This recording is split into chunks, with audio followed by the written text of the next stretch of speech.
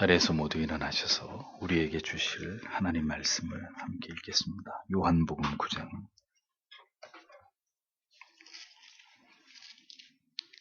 요한복음 9장 35절에서 끝을까지입니다. 한 목소리를 읽겠습니다. 예수께서 저희가 그 사람을 쫓아냈다 하는 말을 들으셨더니 그를 만나사 가라사대 내가 인자를 믿느냐 대답하여 가로되 주여 그가 누구시오니까 내가 믿고자 하나이다. 예수께서 가라사대 내가 그를 보았거니와 지금 너와 말하는 자가 그이니라. 가로되 주여 내가 믿나이다 하고 절하는지라. 예수께서 가라사대 내가 심판하러 이 세상에 왔으니 보지 못하는 자들은 보게 하고 보는 자들은 소경되게 하려 함이라 하시니 바리새인 중에 예수와 함께 있던 자들이 이 말씀을 듣고 가로되 우리도 소경인가? 예수께서 가라사대 너희가 소경되었다면 죄가 없으려니와 본다고 하니 너희 죄가 그저 있느니라. 아멘. 자리에 앉으십시오. 요한복음 강의 50번째 시간입니다. 그를 만나서 가라사대 이런 제목으로 하나님의 말씀을 전하겠습니다. 신앙을 갖는 길은 신앙을 지키는 길은 그로 인한 모든 대가를 기꺼이 감당하는 것을 의미하는 길입니다. 진리를 파수하는 길은 꽃가루가 휘날리고 갈채가 쏟아지는 길과는 거리가 먼 것입니다. 복음을 쫓아서 편하고 행복하고 복을 받는 길로 가는 것을 마다할 자가 누가 있겠습니까? 그러나 참된 복음을 추종하는 것과 예수 그리스도를 결코 부정할 수 없는 일로 인해서 한순간에 모든 것을 잃어버리거나 심지어 가족과 명예와 이익을 등져야만 되는 그런 일들을 기꺼이 감당할 수 있는 그리스도인들이 이 세상 가운데 얼마나 되겠습니까? 그럼에도 불구하고 참된 신자들이 신앙의 그 좁은 길을 계속해서 가게 되는 이유는 무엇 때문일까요? 그것은 그 길 가운데서 세상에 줄 수 없는 넘치는 주의 은혜를 맛볼 수 있는 것이고 우리를 붙드시는 주의 손과 우리와 함께 하시는 임마누엘의 하나님을 믿고 의지할 수 있기 때문입니다. 중요한 것은 그렇게 우리의 믿음 가운데서 우리에게 찾아오시고 우리를 붙들어 주시고 하나님과 그 언약을 향해서 우리의 믿음을 더 강하게 담대하게 하시는 주의 도우심을 성도는 실제의 삶의 현장에서 하나님의 말씀과 은혜를 통해서 더욱더 깊이 경험하면서 주님을 섬겨야 한다는 점입니다. 신앙이 지식과 습관과 관념에만 머물러 있고 삶으로 융합되지 않을 때 그 신앙은 생명도 능력도 없는 사변적인 신앙이 될 수밖에 없는 것입니다. 그런 믿음으로는 환난을 견딜 수 없습니다. 하나님의 사람은 시간이 갈수록 그 진리 속으로 더욱 붙들려 들어가게 되어 있습니다. 그 가슴 속에서부터 솟구쳐 오르는 거룩한 분에 대한 거부할 수 없는 이끌림을 따라서 점점 더 진리의 실체 속으로 발을 들여놓을 수밖에 없는 것입니다. 점점 믿음이 깊어지는 그리스도인은 있어도 점점 믿음이 식어져 가는 자를 그리스도인이라고 말하지는 않습니다. 자신의 인생 가운데서 결코 일어날 수 없는 놀라운 기적을 경험하게 된 이 소경이었던 자는 자신에게 이 놀라운 일을 행하신 분에 대한 바리새인들의 모욕과 비방과 멸시에 분노하면서 그는 누구도 대응할 수 없는 탁월한 논리로 그리스도를 대신해서 그를 방어하고 있었던 모습을 우리는 지난주의 말씀을 통해서 볼 수 있었습니다. 그러나 그 결과는 결국 바리새인들의 막강한 권력에 의해서 그가 속해 있었던 곳으로부터 출교를 당하는 것이었습니다. 주님께서 그에게 찾아오신 타이밍은 바로 그 직후였다는 사실을 성경은 놓치지 않고 기록하고 있음을 보게 되죠. 35절을 보십시오. 예수님께서 그들이 그를 내쫓았다는 것을 들으시고 그를 만나서 그에게 이르시되 내가 하나님의 아들을 믿느냐 하시니 이렇게 기록되어 있습니다.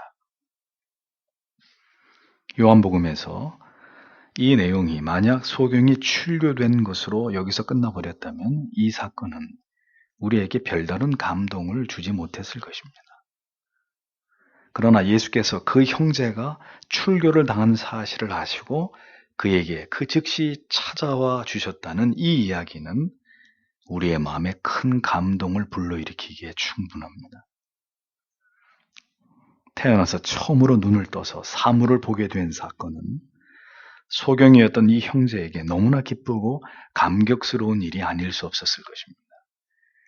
그러나 이 일을 자신에게 행하신 이가 이토록 바리새인들에 의해서 철저하게 미움을 받고 멸시와 조롱을 받는 분이라는 사실을 이 소경이었던 자의 마음에 이 사실은 또 다른 종류의 알 수 없는 슬픔이 되었고 또 한편 의로운 분노의 원인으로 이 형제의 마음속에 자리 잡아가고 있었습니다. 예수 그리스도와의 생애적인 만남과 그로 인한 기적의 체험은 이 형제로 하여금 마음의 담대함을 갖게 했지만 그 담대함을 예수를 대적하는 자들에게 드러냈을 때 그 결과는 참담한 것이었습니다. 그것은 곧 그가 그들의 사회로부터 철저하게 외면과 쫓겨남을 당하는 것으로 나타나게 되었던 것입니다. 성도 여러분, 신앙을 향해서 나아가는 길은 항상 모든 것이 순탄하고 순적한 것만은 아닙니다. 여러 가지 힘들고 어렵고 난처한 일들이 우리를 기다리고 있지만 중요한 것은 이제 그 모든 순간들 가운데 우리는 결코 혼자가 아니라는 것이죠.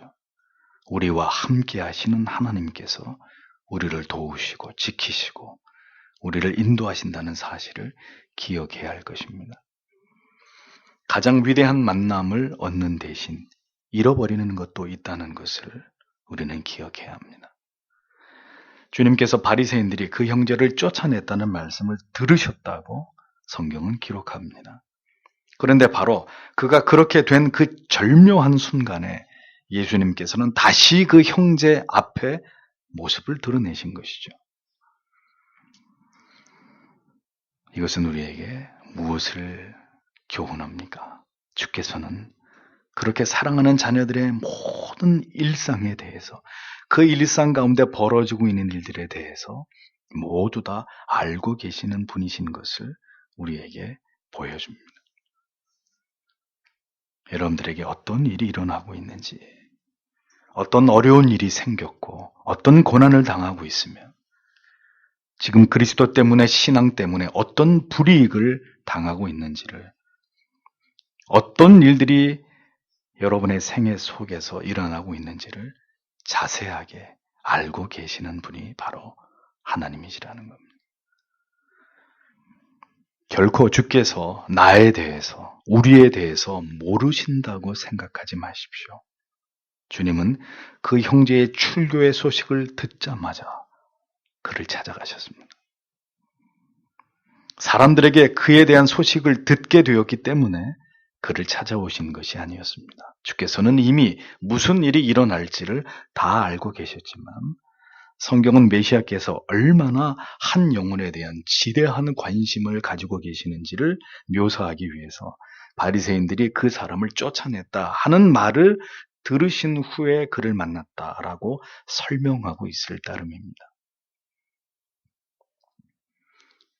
연약한 인생이 가장 진실되고 진지한 마음으로 주님을 만나고 싶어 하는 때 가장 그리스도의 사랑에 목말라 하고 있는 그 순간에 인생이 가장 곤고하고 슬프고 눈물나고 지칠 때 주님께서는 결코 그 영혼으로부터 멀리 떨어져 계신 분이 아니심을 기억하십시오.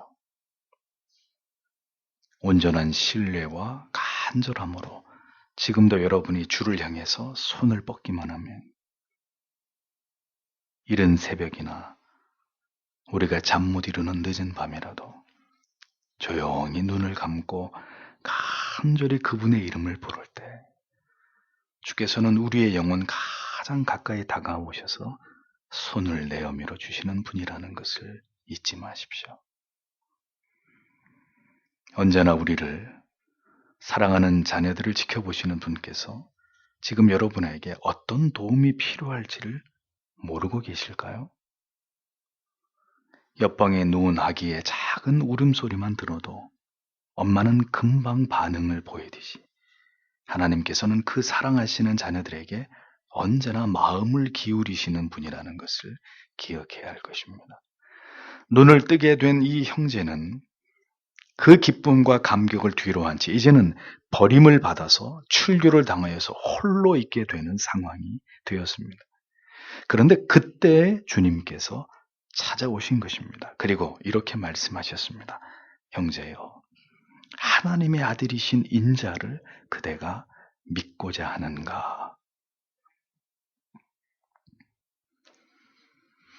주님께서는 다른 말로 대화를 시작하지 않으셨습니다. 그가 왜 혼자 있게 되었는지를 물으시거나 혹은 출교를 당한 일에 대한 위로의 말씀을 전하지 않으셨습니다. 단도직입적으로 인자를 그대가 믿고자 하는가? 이것이 주님의 첫 말씀이셨습니다. 가장 적절한 순간에 주께서는 가장 적절한 질문을 그 형제에게 던지신 것입니다. 우리가 무슨 말을 주님께 가장 하고 싶어 하는지 때로는 주님께서는 그것을 너무나 잘 알고 계신 분이십니다. 예수를 부인하고 낙향했던 베드로에게 예수께서는 생선을 구워주시고 그리고 난 다음에 베드로에게 물어보셨습니다. 요한의 아들 시몬아, 내가 다른 사람들보다 나를 더 사랑하느냐? 여러분, 얼마나 감격적인 물음입니까?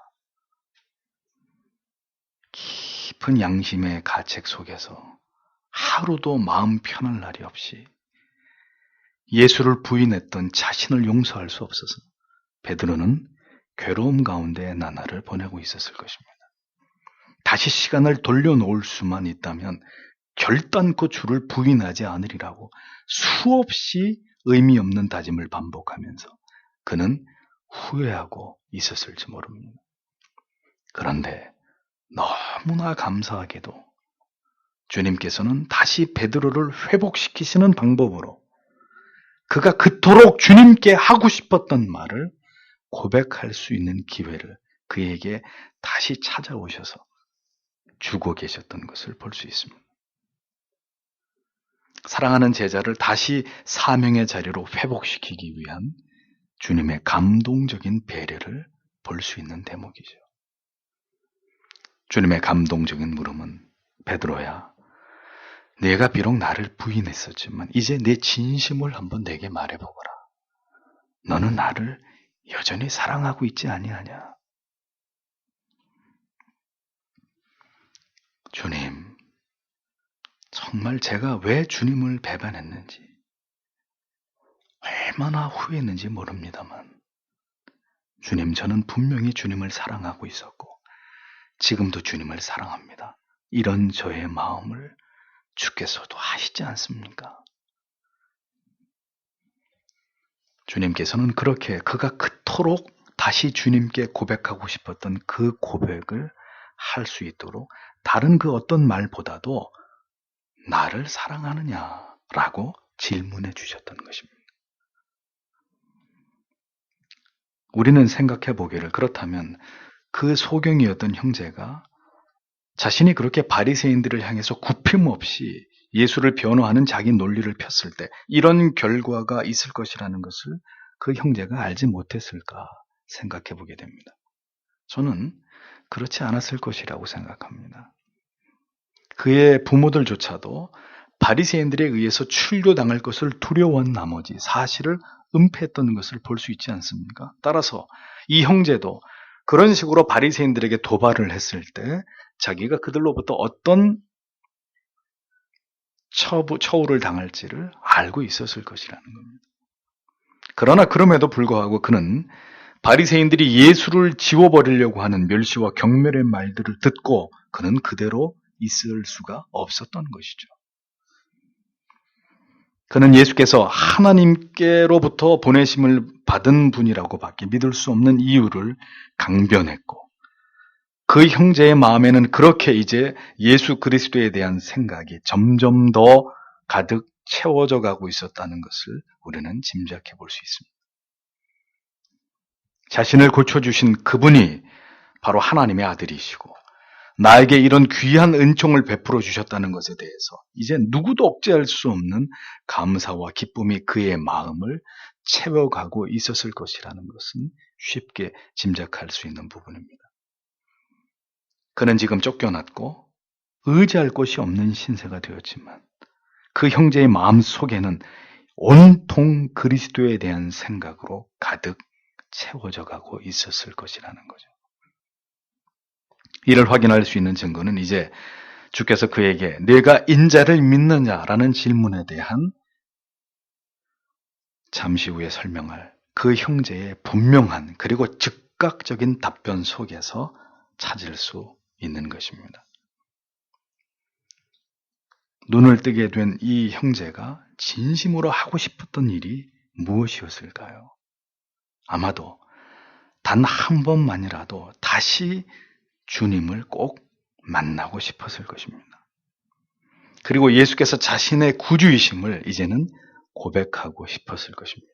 진심으로 그리스도께서 나의 주가 되심을 이 눈멀었던 소경이었던 형제는 고백하고 싶었을 것입니다.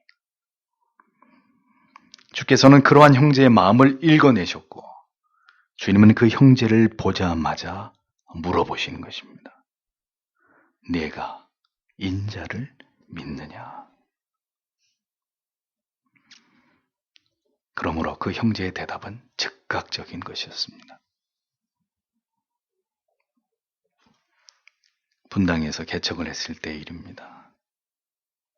삶이 너무도 척박하고 경제적으로 교회를 유지하기 도저히 힘든 날들 속에서 어느 날 계속 목회를 해야 할지 말아야 할지를 여느 때와 다름없이 깊이 고민하면서 하나님께 깊이 매달려 기도를 하고 있었습니다. 그런데 제 마음속에 들려오는 음성, 제 마음속에 드는 생각이 있었습니다.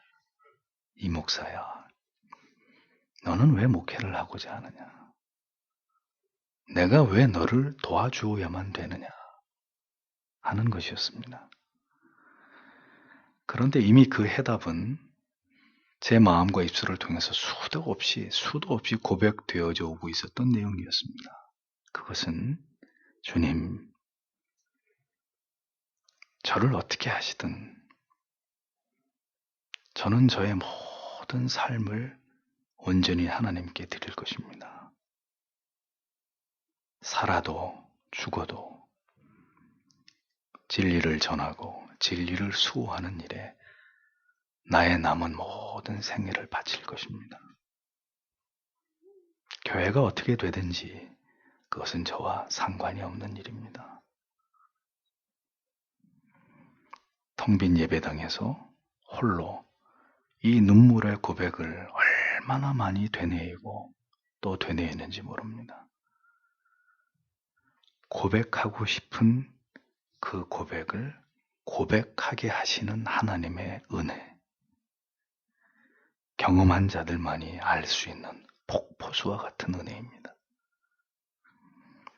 지금 이 형제는 건드리기만 해도 튀어나오기 직전이었던 그 고백을 주께 말하고 있었습니다. 36절에 그가 대답하여 이르되 주여, 주여, 그분이 누구시오니까? 내가 그분을 믿고자 하나이다 하매 라고 기록되어 있습니다. 그는 지금 그리스도를 앙망하고 있었습니다. 성경에 기록되어 있는 활자를 통해서는 그 감정이 쉬 느껴지지 않지만 여러분 깊이 이 소경이었던 형제와 감정을 이입해서 이 형제가 어떤 느낌으로 지금 이 고백을 주께 했을지를 생각해 보십시오.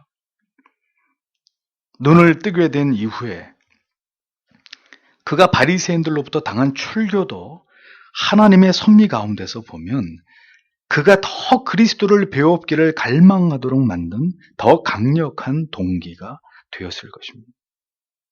성경을 통해서 보듯이 예수께로부터 기적을 경험한 자들 가운데 다시 그리스도께 돌아와서 담례를 한 자들은 의외로 그리 많지 않음을 보게 됩니다. 바로 그런 모습들이 그들은 예수 그리스도를 통해 표적만을 원하는 그런 자들이었다는 것을 성경은 보여주는 것입니다. 만약 이 형제도 바리새인들로부터 출교를 당하지 않았다면 예수를 잊어버리고 이제 눈을 뜨게 된 자신의 새로운 삶에 충실하게 그렇게 살아갔을지 모릅니다. 그러나 그에게 곧바로 고난이 닥쳤고 그 고난은 그리스도에게 그의 시선을 고정할 수밖에 없도록 만들어준 계기가 되었던 것이죠. 메시아에 대한 그의 간절한 열망은 이제 이것을 묻는 예수께서 자신의 눈을 뜨게 해주신 그분이신지 그가 메시아인지 아직 채 알지도 못하는 가운데서조차도 주여라고 간절히 예수님을 부르는 그 호칭 속에 묻어나고 있는 것을 볼 수 있습니다. 그는 매우 적극적으로 예수 그리스도를 믿고 그를 만나기를 갈망하고 있었던 것을 알 수 있는 것이죠. 무르익은 간절한 영혼의 갈망, 그에게 이제 구원이 문턱까지 다가와 있음을 볼 수 있는 것입니다. 믿음은 간절함입니다. 아니, 간절함을 넘어서 절절함입니다. 부디 우리의 마음 속에 주님, 내 마음 속에 오시옵소서. 부디 당신만으로 만족할 수 있는 그런 인생이기를 소원하나이다. 예수님, 부디 나를 온전히 차지하시고 나의 모든 것이 되어 주시옵소서. 여러분, 그토록 간절히 주를 배웁기를, 우리에게 그런 은혜 주시기를 갈망해 보신 적이 언제였습니까? 신앙은 심령의 가난함입니다. 신앙은 애통함입니다. 신앙은 의에 줄이고 목마른 것입니다. 우리의 가슴 속에 그리스도를 향한 이와 같은 간절함이 우리 안에 남아있는지를 생각해 보십시오. 간절함과 절박함이 없는 영혼에 어떻게 그리스도로부터 은혜가 임할 수 있겠습니까? 물론 이 소경이 처음부터 그랬던 것은 결코 아니었습니다. 그러나 하나님의 사람은 복음과 접하면 접할수록, 진리의 말씀을 들으면 들을수록 그의 영혼이 더욱 예수 그리스도에게 몰입되기 마련입니다. 우리는 예수를 만났던 많은 사람들의 모습을 통해서 알 수 있듯이 이 소경이었던 형제의 영혼과 마음도 점점 더 그리스도에 대한 갈망으로 달구어지고 있는 것을 볼 수 있는 것입니다. 성경에 보면 하나님의 강권적인 역사로 주의 은혜가 임할 때도 있습니다. 다메섹 도상에서의 바울의 생애적인 그리스도와의 만남처럼 전혀 준비되지 않았고 간절함도 없었던 영혼 가운데 일방적으로 복음의 빛이 임해서 그를 변화시키시는 놀라운 생명의 역사도 있을 수 있습니다. 그러한 경우는 바울이 전혀 구원의 예비적 단계를 거치지 않고 거듭나게 된 경우를 보여주는 것이죠. 그러나 본문에 나오는 소경처럼 시간이 갈수록 메시아에 대한 절절한 갈망이 고조되면서 드디어 주님을 만나게 되고 신앙을 고백하게 되는 점진적 과정 속에서의 회심을 경험하게 되는 경우도 성경은 분명히 기록하고 있다는 것을 기억해야 합니다. 이 형제의 영혼은 이제 그리스도를 갈망하고 있었습니다. 자신에게 찾아와 주셔서 자신의 삶을 온통 바꾸어 놓으셨던 그분을 알고 그분을 믿고자 하는 모든 준비가 그에게 이루어져 있는 상황을 성경은 묘사합니다. 이제 주님은 그 형제에게 자신을 소개하십니다. 37절에 예수께서 그에게 이르시되 내가 그를 보았거니와 너와 말하고 있는 이가 그니라 하시니 라고 기록합니다. 지금 그대가 보고 있고 그대와 대화를 나누고 있는 내가 바로 그리스도다 라고 주님께서는 자신을 소개하신 것입니다. 그리스도의 사람들은 그리스도를 갈망하게 되어 있습니다. 메시아를 간절히 만나기를 원하게 되고 메시아를 보기 원하게 되고 그분에게 자신의 신앙을 고백하기를 갈망하는 소원을 갖게 되어 있습니다. 사랑을 하는 사람은 그 사랑하는 대상에게 내가 당신을 내 생명보다도 더 사랑한다고 고백하지 않을 수 없는 그런 갈망을 숨길 수 없듯이 신자는 그리스도를 향해서 사랑의 고백을 하지 못하고는 견딜 수 없는 사람들입니다. 하나님께서는 그렇게 사랑하시는 자녀들에게 타는 목마름을 주시고 그로 말미암아 결국은 당신의 아들을 보게 하시고 알게 하시고 그를 믿어지게 하시는 은총을 베풀어 주시는 분이신 것입니다. 지금 여러분이 만약 타는 목마름 가운데 있다면 당신은 지금이 바로 주를 간절히 찾아야 할 때라는 사실을 잊지 마십시오. 소경이었던 형제에게 그 순간이 얼마나 감격적이었을지를 생각해 보십시오. 그토록 보기 원했던 메시아를 자신에게 찾아오신 그 하나님의 아들을 이제 그는 다시 만날 수 있게 되었던 것입니다.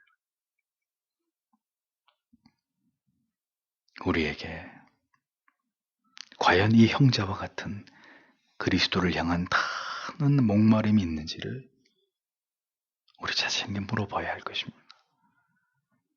이러한 열렬한 마음으로 그리스도께서 내게 찾아와 주시기를 오늘도 내 가정 가운데, 우리 교회 가운데, 내 문제 가운데 깊숙이 주님께서 임하여 주시기를 이 고통 속에서 주께서 나를 붙들어 주시고 인내하며 승리할 수 있는 힘을 주시기를 간구하는 그 간절함이 오늘 우리의 신앙 속에 녹아 있는지를 확인해 보셔야 한다는 겁니다. 그냥 어떻게 되든 하나님께서 도와주시겠지.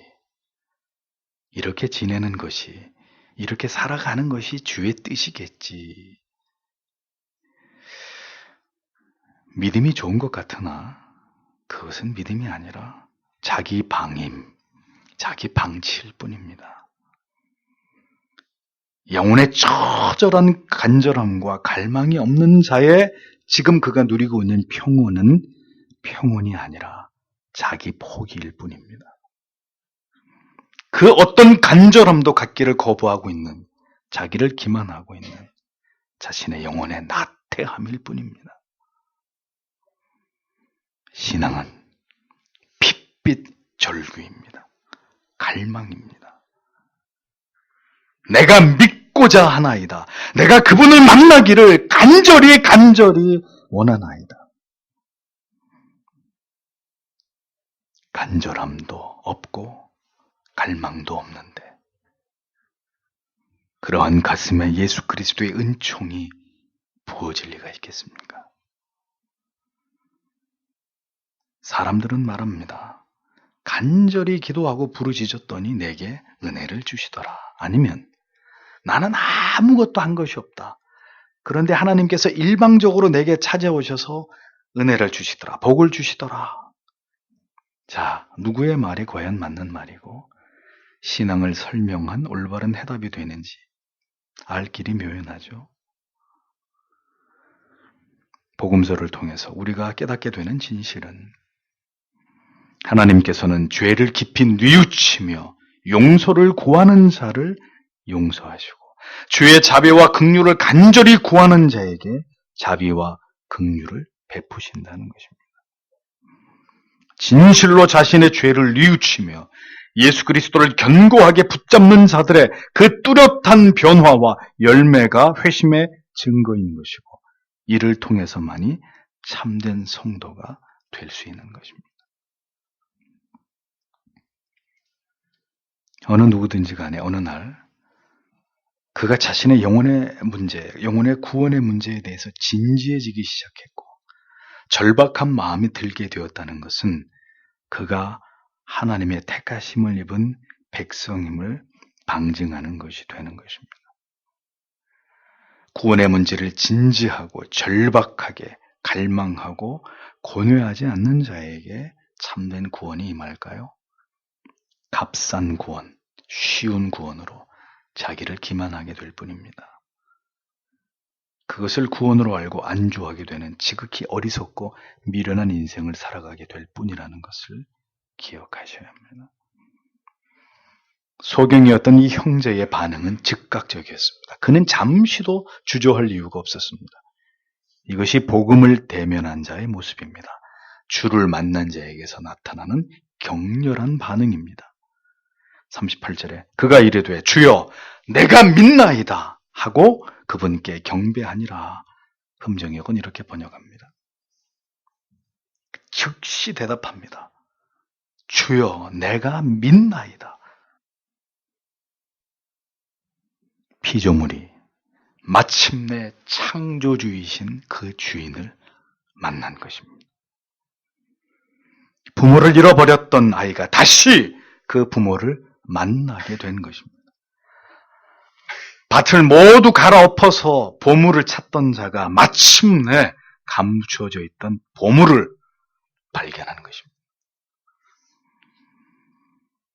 죄인들에게 예수 그리스도의 존재는 그를 나의 구주로 영접하게 되어 믿음을 갖게 되는 일은 그저 언제든지 일어날 수 있는 평범한 일들 가운데 하나가 결코 아닙니다. 이것은 전 생애적이고 전 우주적인 일입니다. 주여 내가 믿나이다.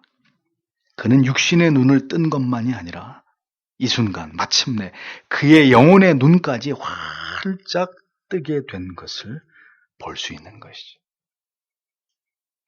이 은혜와 감격이 여러분 생애 가운데 여러분 모두에게 반드시 있게 되기를 축복합니다. 그는 즉시 자신의 마음을 완전히 장악하고 있는 그리스도를 향해서 자기의 신앙을 고백하고 있었습니다. 뿐만 아니라 그는 예수 그리스도께 절을 했다고 성경은 기록합니다. 여기서 절은 단순한 의미의 인사가 아니라 경외의 심을 가지고 주님을 경배한 것을 의미합니다. 그 순간 그는 예수 그리스도를 온 마음을 다해서 예배하고 있었던 것이죠. 예수께서 메시아의 심을 깨닫게 되는 순간 모든 것을 다 바쳐서 예수 그리스도를 예배하고 싶어지는 마음은 구원이 그 영혼 가운데 임한 자들의 공통점입니다. 기꺼이 그리스도께 자신의 신앙을 고백하면서 겸비함으로 그를 경외하며 지극히 주를 높이고 있는 이 형제의 모습을 보십시오. 이것이 진정한 주께서 원하시고 바라시는 예배의 모습이 아니고 무엇이란 말입니까? 주께서는 바로 이 즈음에서 다시 자신이 이 세상에 오신 이유를 설명하고 계십니다. 그리고 이 말씀은 이제 눈을 뜨게 되었고 주를 구주로 영접한 그 형제를 향하신 말씀이 아니라 여전히 구주를 눈앞에 두고도 그를 부정하고 있는 어리석은 자들에게 들려주시는 경고의 말씀이었습니다. 38절을 보십시오. 예수님께서 이르시되 내가 심판하려고 이 세상에 왔으니 이것은 보지 못하는 자들은 보게 하고 보는 자들은 눈멀게 하려 함이라 하시매 라고 적고 있습니다. 예수께서 이 세상에 오신 목적이 이 말씀을 통해서 다시 한번 강조되고 있는 것을 보게 됩니다. 주께서는 이 세상을 심판하기 위해서 오셨다라고 밝히셨습니다. 알미니안주의자들의 주장처럼 하나님께서는 모든 사람들을 다 사랑하시고 모든 사람들을 구원하시기 위해서 오신 것이 아니고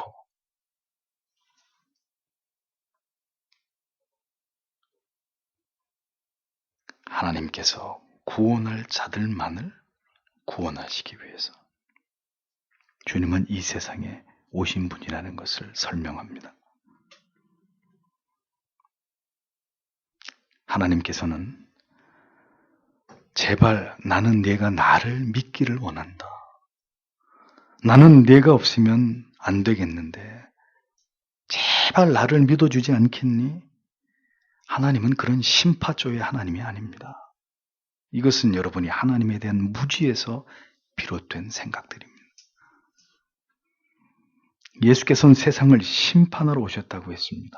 주님께서 이 세상에 오신 것은 죄인들이 복음을 듣고 예수 그리스도를 믿음으로 영생을 얻게 하시기 위함이지만 끝까지 진리를 듣지 않고 깨닫지 못하고 예수 그리스도를 불신하는 자들은 결국 그 죄로 인해서 영원한 지옥의 형벌을 받을 수밖에 없음을 주님께서는 선명하게 말씀하셨습니다.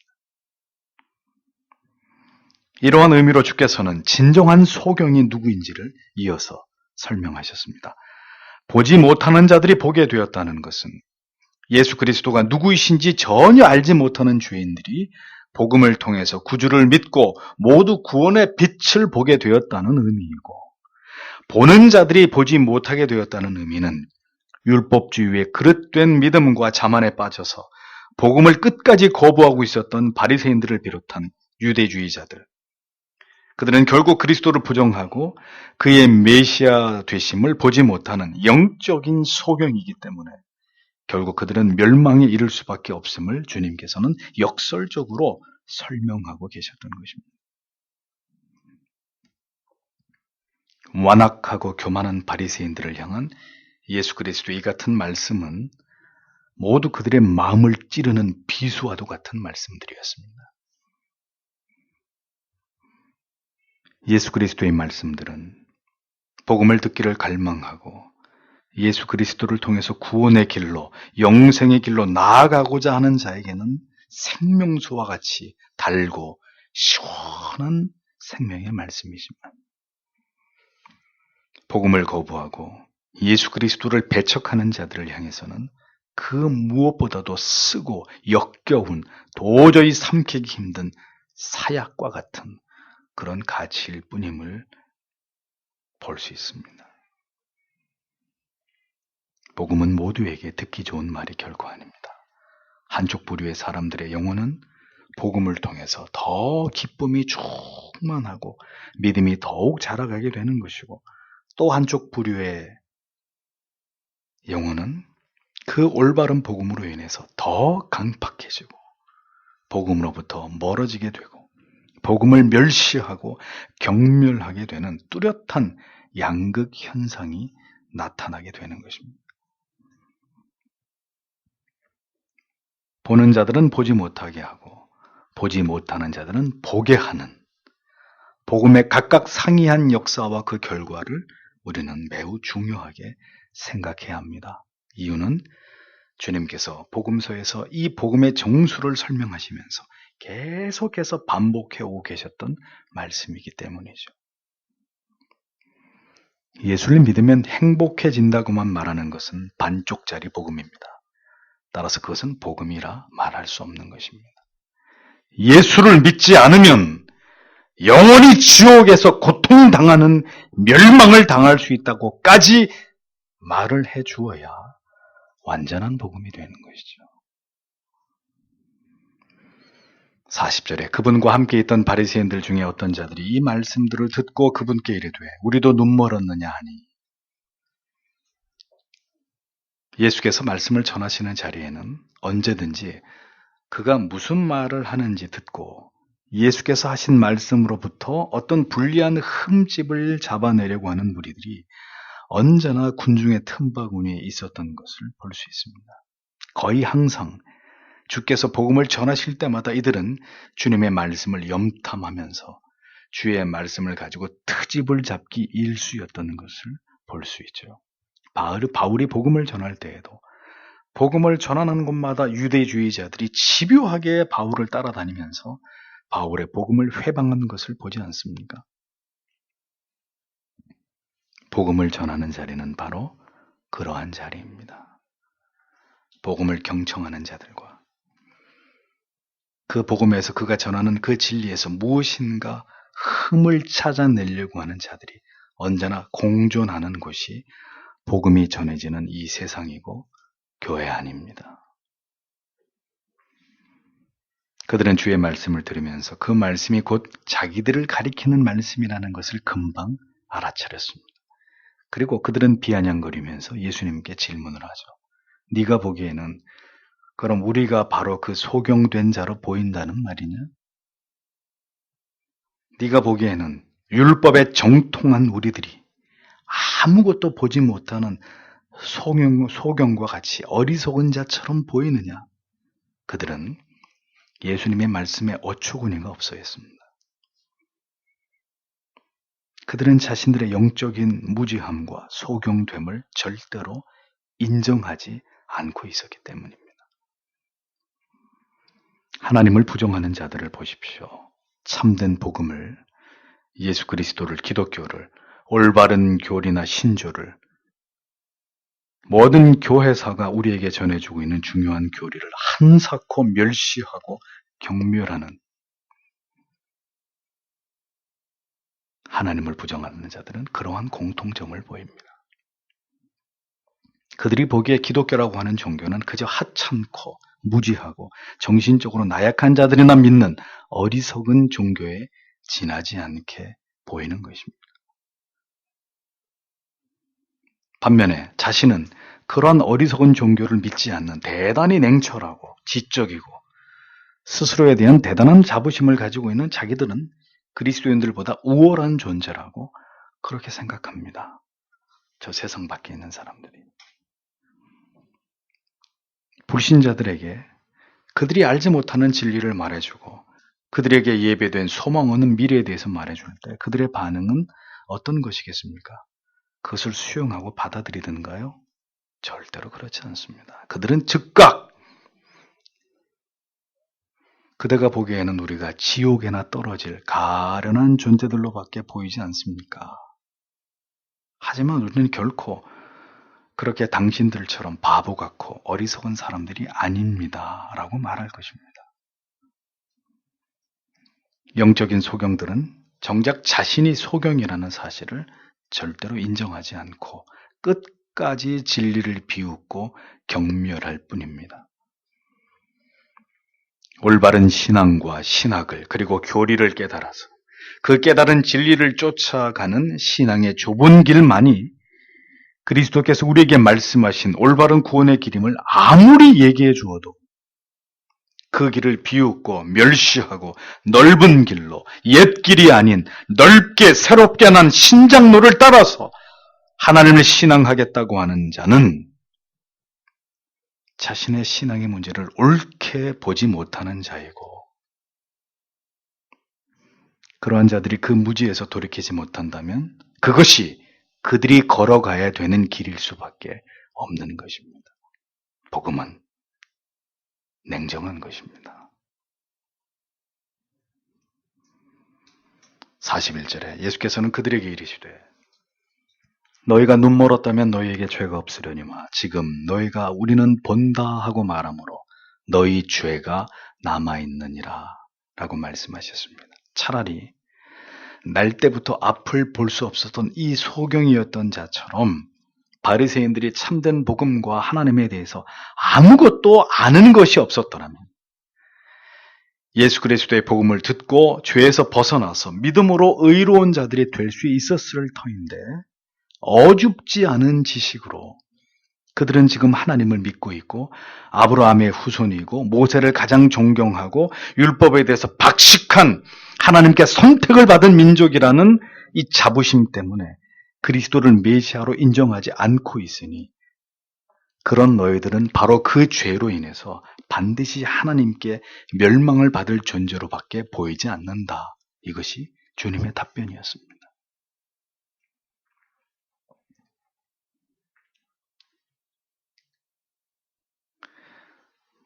저는 탁구를 전문적으로 배운 적이 없습니다. 그래서 탁구를 전문적으로 배운 친구 목사님에게 이겨본 적이 없습니다.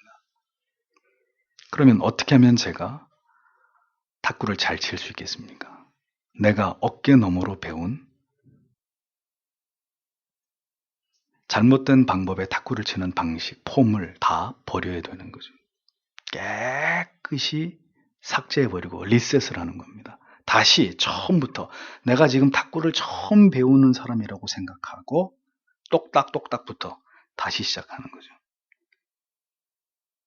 때로는 우리의 잘못 알고 있는 신앙의 지식 때문에 어줍지 않은 우리의 잘못된 신앙의 지식 때문에 올바른 진리의 세계로 더 확실하고 분명하고 뚜렷한 깨달음으로 나아가지 못하고 있는 많은 영혼들을 볼 때가 있습니다.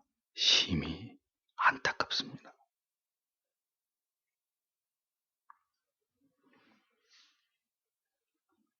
복음은 자신을 낮추지 않는 자에게는 절대로 흘러들어가지 않습니다.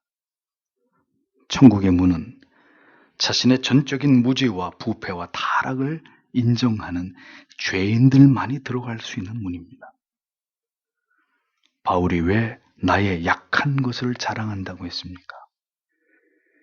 하나님의 사랑과 은혜에 전적으로 의탁하면서 매달리는 자신의 지극히 연약함과 죄악됨과 심히 부패함을 철저하게 인정하는 자들에게만이 은혜의 빛은 비추어지는 것입니다. 복음의 가치를 부정하는 사람들이 그 어리석음으로 결코 자신의 죄악됨과 무지함과 어리석음과 고집스러움을 인정하지 않을 때 그들은 바로 그 오만함과 자신을 믿는 거만함으로 인해서 결국은 심판에서 벗어날 수 없는 자리에 이르게 될 수밖에 없다. 그것이 복음입니다. 이것이 택자와 불택자의 결코 좁혀질 수 없는 관계이고 사이인 것이죠. 자신이 볼 수 있다고 믿는 자들, 자신들은 기독교를 복음을 비웃을 수 있을 만큼 세상의 모든 이치를 안다고 믿는 사람들, 지옥은 바로 그런 자들을 위해서 오늘도 꺼지지 않고 불타오르고 있는 것이고 이러한 교만을 버리지 않는 한 그들의 죄는 지옥의 불로도 태워지지 않게 될 것임이라는 것을 기억해야 합니다. 죄가 그대로 있는 사람들, 자신들의 죄가 치워지지 않고 그대로 그 영혼 가운데 해묵은 이끼처럼 붙어있는 자들, 하나님의 진노의 손이 문설주와 임방의 바른 피를 보고 지나간 것과는 달리 모든 재앙이 바로 그 죄가 그대로 그 영혼 위에 머물러 있는 자에게 임하게 된다는 것을 알아야 합니다. 자신이 아무것도 알지 못하며 아무것도 할 수 없으며 아무것도 볼 수 없다고 믿는 자에게 복이 있는 것입니다. 아직도 주여 저는 무지하게 이를 데 없으며 이 작은 자에게는 더 많은 진리의 빛이 필요할 따름입니다. 라고 고백하는 사람이 진정한 하나님의 자녀입니다. 무엇인가를 본다고 믿는 자, 보았다고 믿는 자, 안다고 생각하는 사람, 무엇인가 자기를 의지할 만한 것을 두고 하나님을 온전히 신뢰하지 않고 십자가의 공로를 의지하지 않는 자, 그 사람이 진실로 어리석은 사람입니다. 소경이라는 말을 싫어했던 바리새인들처럼 이 시대에 하나님을 알지 못하는 자들도 죄인이고 전적으로 부패했고 타락했고 무능한 존재가 인간이라는 말을 가장 싫어합니다. 하나님을, 예수 그리스도의 십자가를 의지하라는 말을 가장 경멸하고 멸시합니다. 그들은 모두 자신만을 믿는 자들일 뿐입니다. 자신들의 지식과 부와 명예로 그리고 성공한 인간관계로 자신의 성공한 삶을 과시하고자 자랑하고 싶어하는 자들이 바로 불신자들인 것이죠. 자신이 소경인 것을 아무것도 알지 못했었고 보지 못했었고 깨닫지 못했던 자였음을 자랑할 수 있고 지금도 자랑하고 있는 그 자만이 진정한 그리스도인이 될 자격이 있는 것입니다. 주께서는 이렇게 소경이었던 우리들에게 찾아오셨습니다. 소경을 찾아가서 그의 눈을 뜨게 하신 분도 출교를 당한 그 형제에게 다시 찾아가셔서 이제 그의 영혼으로 하여금 메시아를 고백해 하심으로 인생의 가장 고독한 순간에 가장 큰 빛을, 구원이라는 가장 큰 기쁨을 선물하신 이도 바로 예수 그리스도이셨습니다. 주님은 오늘도 그렇게 당신의 사랑하는 자녀들에게 찾아가시는 분이십니다. 그리고 그들 안에서 누구도 거부할 수 없는, 그리고 생각할 수 없었던 놀라운 일들을 이루어 가시는 분입니다.